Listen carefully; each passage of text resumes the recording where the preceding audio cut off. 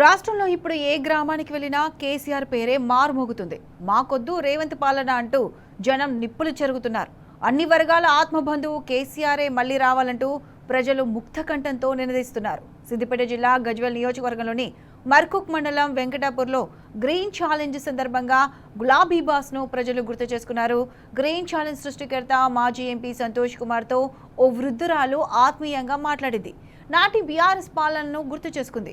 నీళ్లు, కరెంటు, పెన్షన్లు ఇలా అన్ని ఇచ్చిన కేసీఆర్కు రేవంత్కు పొంతనే లేదని కుండ బద్దలు కొట్టింది. ఇచ్చిన హామీలేవి రేవంత్ నిలబెట్టుకోలేదని ఆగ్రహం వ్యక్తం చేసింది.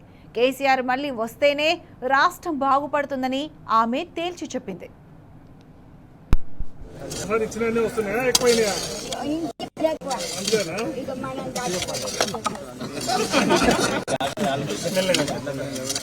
ఆయన చేస్తానన్న పనులు ఎవి చేయలేదు సార్. ఒక్కటి రాలేదు ఏ ఊరికి ఆ సారు ముందే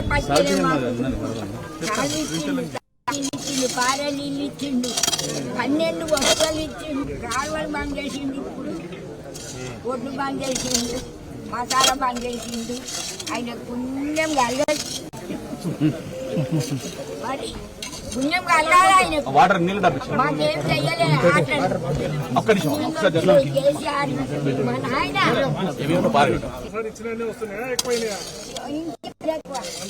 ఇక మనం